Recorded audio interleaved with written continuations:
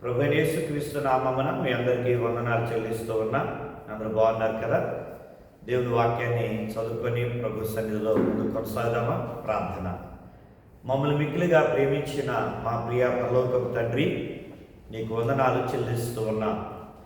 నీ మహోన్నత నామాన్ని కీర్తిస్తూ ఉన్నా. సర్వశక్తి కలిగిన నీ నామాన్ని హెచ్చిస్తూ ఉన్నా. నువ్వు మా దేవుడుగా, మా ప్రభుడుగా, మా రక్షకుడుగా ఉన్నావు. అందును బట్టి వందనాలు.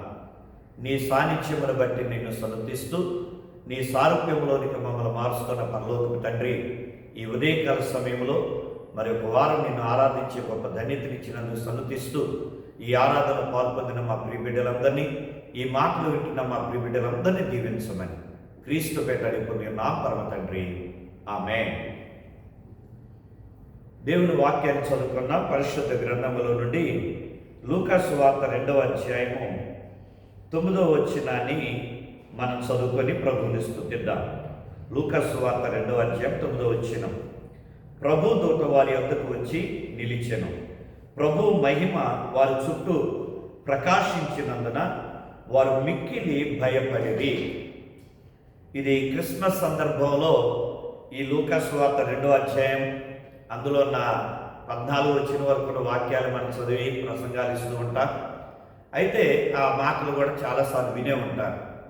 నేను క్రిస్మస్ వర్తమానాన్ని మళ్ళీ ఇప్పుడు ఈ ఫిబ్రవరిలో చెప్పట్లేదు, కానీ ఇక్కడున్న ఒక మాట మనం ప్రశ్నించుకున్నాం. ఏమనండి? ప్రభు దూత వారి వద్దకు వచ్చి నిలిచెను. ప్రభు మహిమ వారి చుట్టూ ప్రకాశించినందున. దేవుని యొక్క మహిమ అక్కడ ఉన్నటువంటి ఆ గొర్రెలు కాపర్ల చుట్టూ కూడా ఆ మహిమ ప్రకాశించెను అని వ్రాయబడింది. ఈరోజు మన ఇంట్లో కూర్చున్నప్పుడు మన ఇంటిలో దేవుని యొక్క మహిమ ప్రకాశిస్తూ ఉన్నదా?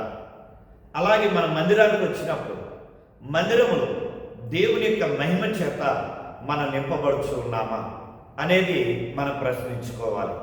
అయితే దేవుని యొక్క మహిమ ఎలా ప్రకాశించింది మన మీద?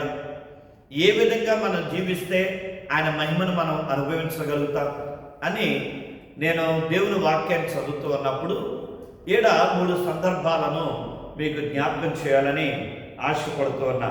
15వ వచనంలో రాయబడుతుంది, గొర్రెల 15వ వచనంలో, ఆ దూతలు తమ యొద్ద నుండి పరలోకమునకు వెళ్ళిన తరువాత ఆ గొర్రెల కాపరులు, జరిగిన ఈ కార్యమును ప్రభు మనకు తెలియజేయించి ఉన్నాడు, మనము బెత్లెహేము వరకు వెళ్ళి చూడటము రండని ఒకరితో ఒకడు చెప్పుకొని.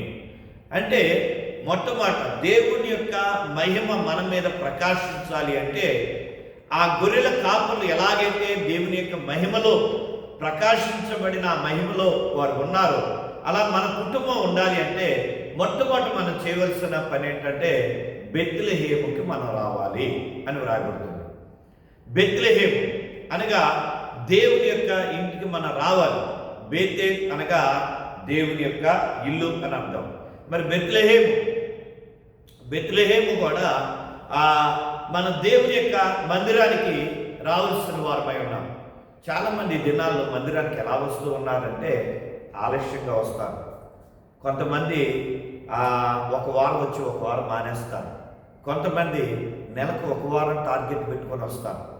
అంటే 4 వారాలు ఒక వారం నెలకు వస్తారు. కొంతమంది ఈ వారం వచ్చాం కదండి రేపు వారం మానేస్తారు. కొంతమంది ఆలస్యంగా ప్రతి వారం వస్తారు, కానీ ఏ చివరిలోనూ లేదా ఏ మధ్యలోనూ వస్తారు. ఇంకా కొంతమంది ఉంటారు కేవలం ప్రభు బల కొరకు వచ్చేవాడు, కొంతమంది ఉంటారు. ఇలాగా రకరకాలైన వ్యక్తిత్వాలు కలిగిన ప్రజలు ఉన్నారు. మనం దేవుని మందిరానికి ఇలాగా ఒక వారం వెళ్ళి వచ్చేద్దాం, లేదా మధ్యలో వెళ్ళి వద్దాం, ఏదో ఒక అటెండెన్స్ కొరకు వస్తున్నామా, లేదా దేవుడు మనల్ని ఏమన్నా అంటాడని వస్తున్నామా, లేదా సేవకుడు మనల్ని ఏమన్నా అంటాడు మనల్ని అడుగుతాడని వస్తున్నామా? అసలు మనం దేవుని మందిరానికి ఎందుకు వస్తున్నావు? నువ్వు దేవుడు నిన్ను పిలిచింది, దాన్ని మందిరానికి రమ్మని ఆహ్వానించింది, నువ్వు అక్కడ దేవుని వాక్యాన్ని విని దేవుని యొక్క ఆశీర్వాదాన్ని పొందటానికి, దేవుని మహిమతో నింపబడటానికే కదా. మరి దావీదు అన్నాడు కదా, నేను ఎప్పుడు దేవుని మందిరానికి వెలుదునా అని ఆయన ఉవ్విళ్ళూరుతూ ఉన్నాడు. అలా కొరవ కుమారులు కూడా అదే అన్నారు కదా, నా ప్రాణము తృష్ణ గురించున్నది. ఎందుకు? ఆయన దేవుని యొక్క మందిరానికి వెళ్ళాలని. దేవుని మందిరంలో సమృద్ధి ఉన్నది, దేవుని మందిరంలో సమాధానం ఉన్నది, దేవుని మందిరంలో సంతోషం ఉన్నది, దేవుని మందిరంలో స్వస్థత ఉన్నది. ఎందుకంటే అక్కడ దేవుడు ఉన్నాడు. ఎక్కడైతే నువ్వు ఎక్కడికైతే వెళ్ళి దేవుని ఆరాధిస్తావో అక్కడ నీ దేవుడు ఉన్నాడు కనుక అక్కడ ఉన్నటువంటి దేవుడు నిన్ను బాగు చేస్తాడు, నిన్ను సమాధానంతో సమృద్ధితో నింపుతాడు. ఆయన సన్నిధిలో సమృద్ధి ఉన్నది అని కీర్తనకారుడు చెబుతూ ఉన్నాడు. కనుక మనం దేవుని యొక్క సన్నిధికి వచ్చినప్పుడు మనం ప్రకాశించే వారంగా ఉంటాం. దేవుని యొక్క మహిమతో మనం నింపబడిన వారంగా ఉంటాం. దేవుని మహిమతో మనం నింపబడితే మనం ప్రకాశిస్తాం. మరి మోషే దేవుని సమీపించాడు, దేవుని యొక్క సన్నిధిని సమీపించాడు. ఆ దేవుడు ఎప్పుడు రమ్మంటే అప్పుడు దేవుని దగ్గరికి వెళ్ళాడు కనుక, ఆయన సమీపించాడు కనుక, ఆయన మాటలు విన్నాడు కనుక, ఆ మాటలో ఉన్నటువంటి ప్రతి ఆశీర్వాదాన్ని అతడు దాన్ని తూచే తప్పకుండా పాటించాడు. అలాగే వెళ్ళి బోధించాడు కనుక అతడు ఏం చేశాడు? అతడు మహిమతో నింపబడ్డాడు. ఆయన ముఖం ప్రకాశిస్తూ ఉంటే ఇశ్రాయేలీయులు ఆ ప్రకాశించే ముఖాన్ని చూడలేకపోయారు. అందుకని ఓ మోషే, నీ ముఖం ప్రకాశిస్తుంది, నిన్ను చూడలేకపోతున్నావు, నువ్వు తల మీద ముసుగేసుకోమంటే ఆయన ముసుగు వేసుకున్నట్లుగా మన దేవుని వాక్యంలో చూడగలుగుతున్నాం. అంతగా మోషే ప్రకాశించాడు. కారణం ఏంటంటే ఆయన దేవుని సమీపించాడు కనుక, దేవుడు ఎప్పుడు రమ్మంటే అప్పుడు వెళ్ళాడు కనుక. మనం ప్రతి ఆదివారం దేవుని మందిరానికి రమ్మని దేవుడు ఆహ్వానిస్తూ ఉన్నాడు. ఎవ్రీ సండే మనం తూచే తప్పకుండా ఆయన ఆజ్ఞకు లోబడి ఆయన ఆరాధించడానికి 7వ దినాన మనం ఆయన సన్నిధికి వచ్చి ఆయన ఆరాధించాల్సిందే. మరి అలా మనం వెళ్ళినప్పుడే కదా మనం ప్రకాశించేది. అందుకని ఇక్కడ గొర్రెల కాపుల చుట్టూ ఆయన మహిమ ప్రకాశించింది అని వ్రాయబడుతుంది. ఈ రోజున ఆయన మహిమ మన చుట్టూ ప్రకాశించాలంటే మొట్టమొదట మనం దేవుని యొక్క మందిరానికి వెళ్ళే వారంగా ఉండాలి. రెండవదిగా వ్రాయబడుతుంది ఆయనని ఆరాధించే వారంగా ఉండాలి. ఇక్కడ ఈ గొల్లలు ఏం చేశారు? 20వ వచనంలో వ్రాయబడిన మాట, అంతటా ఆ గొర్రెల కాపరులు తమతో చెప్పబడినట్టుగా తాము విన్న వాటిని కన్న వాటిని గురించి దేవుని మహిమపరచుచు స్తోత్రము చేస్తూ తిరిగి వెళ్ళిరి అని కాదు. వర్షిప్, ఆరాధన అనేది చాలా ఇంపార్టెంట్. నువ్వు మందిరానికి వచ్చిన తర్వాత దేవుని మహిమను చూడాలి అంటే ఆత్మతో నింపబడిన వ్యక్తిగా నువ్వు ఆరాధించాలి. మనస్సుతో, హృదయముతో నువ్వు దేవుని ఆరాధించాలి. నీ పూర్ణ మనసుతో, నీ పూర్ణ హృదయంతో. దేవుని ఆజ్ఞలో ఒక ఆజ్ఞ, నీ తండ్రిని నువ్వు ఆరాధించు, నీ ప్రభువును నువ్వు ఆరాధించు. మరి ఈ దినాల్లో మనం దేవుని మందిరానికి వచ్చి మౌనంగా ఉంటూ ఉన్నాం, చేతులు కట్టుకొని ఉంటూ ఉన్నాం, చప్పట్లు కొట్టం, ఆరాధన చేయం, నిలబడం, చేతులు ఎత్తం, పాటలు పాడడం, అలాగే వాక్యాన్ని చదవం, వాక్యాన్ని శ్రద్ధగా వినం, ఎటో చెవులు పడేస్తూ ఉంటాం. నిర్లక్ష్యమైన జీవితం జీవిస్తూ ఉన్నాం, దేవుని ఆరాధించకుండా. ఇక్కడ దేవుడు ఉన్నాడు, ఇక్కడ దేవుని సన్నిధి ఉన్నది అని ఆ భయం అనేది మన జీవితంలో లేదు కనుక, ఆ భక్తి అనేది మన జీవితంలో లేదు కనుక మన దేవుని యొక్క మహిమను మనం అనుభవించలేకపోతున్నాం. దేవుని యొక్క మహిమతో మనం నింపబడలేకపోతున్నాం. కనుక ప్రియమైనటువంటి దేవుని సంగమా, నువ్వు ఎక్కడ దేవుని ఆరాధించడానికి వెళ్తూ ఉన్నావో ఆ మందిరంలో నువ్వు దేవుని భయముతో, భక్తితో నువ్వు ఎప్పుడైతే ఆయన స్తుతించి ఆరాధిస్తావో, ఆయన చేసిన మేలు బట్టి, ఆ వారమంతా నీకు ఇచ్చిన ఆయుష్ను బట్టి, ఆరోగ్యాన్ని బట్టి, నిన్ను పోషించిన విధానాన్ని బట్టి ఆయన స్తుతించగలుగుతావు. పూర్ణ హృదయంతో, పూర్ణ మనసుతో, నీ పూర్ణ శక్తితో ఆయన ఘనపరచగలుగుతావు.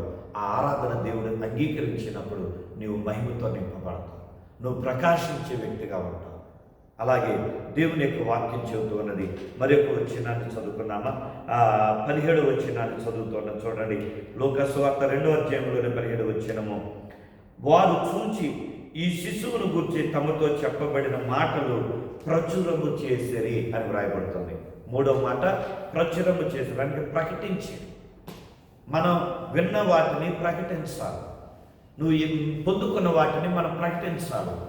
దేవుని వాక్యాన్ని విని నువ్వు వెళ్ళి నీ కుటుంబానికి చెప్పాలా, నీ బంధువులకు చెప్పాలా, నీ స్నేహితులకు చెప్పాలా.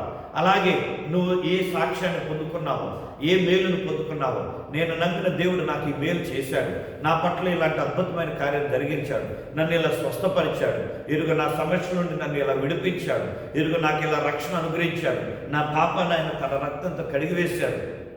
ఇలా నువ్వు అనుభవించిన ప్రతి మేలుని కూడా నువ్వేం చేయాలంట? ప్రచురపరచాలి. యేసయ్య అంటే ఎవరు? యేసు క్రీస్తు అంటే ఎవరు? ఆయన తప్ప ఈ లోకంలో ఎవరు కూడా రక్షించేవారు లేరు.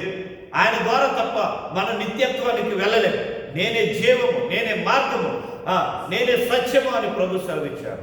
కనుక ఆ మార్గంలో వెళ్తేనే మన మోక్షానికి వెళ్తాం. నువ్వు ప్రకటించే వ్యక్తిగా ఉండాలి. అలాంటి వ్యక్తిగా నువ్వు ఉన్నావా? అప్పుడే దేవుడు తన మహిమతో నేను ప్రకాశింపజేస్తాడు. కాబట్టి ప్రియ దేవుని సంగమా, ప్రభువుని స్తుతిద్దాం. ఈ 3 విషయాల ద్వారా గొర్రెల కాపరులు వారు చుట్టూ మహిమ ప్రకాశించను అని వ్రాయబడింది. అలాగే మనం కూడా మన చుట్టూ, మన గృహములో, మన పైన ఆయన మహిమ కుమ్మరించబడాలంటే ఆయన సన్నిధికి వెళ్దాం, ఆయన ఆరాధించే వారం ఉందాం, ఆయన గురించి ప్రకటించే వారం ఉందాం. అప్పుడు ఆయన మహిమతో నింపబడతాం. ప్రార్థన చేసుకున్నాం. పరిశుద్ధుడా, దయగలిగిన మా తండ్రి, ఈ కొద్ది మాటలు మా బిడ్డలకి మాకు ఆశీర్వాదకరంగా మార్చి ఈ మాటలు విన్న ప్రతి వారి యొక్క సమస్యల నుండి, దీర్ఘకాల నాయన సమస్యల నుండి, అప్పుల నుండి, అవమానాల నుండి విడిపించి నీ మేలులతో నింపి మీ సాక్షులు వర్ధిల్ల చేయమని, వారి చేయు కార్యములను సఫలపరచమని ద్వితీయోపదేశకాండం 28:1 వచనం నుండి 14 వచనం వరకున్న ప్రతి ఆశీర్వాదం వీరిపై ఉండినట్లుగా నీ ఆశీర్వాదాన్ని విడుదల చేస్తూ యేసు నామములో పొందున్నాము తండ్రి. ఆమేన్. తండ్రి, కుమార, పరిశుద్ధాత్మ త్రియేక దేవుని సన్నిధి తోడయుండి అన్ని విషయాల్లో దీవించునుగాక. ఆమేన్, ఆమేన్, ఆమేన్. May God bless you. దేవుడు మిమ్మల్ని దీవించును.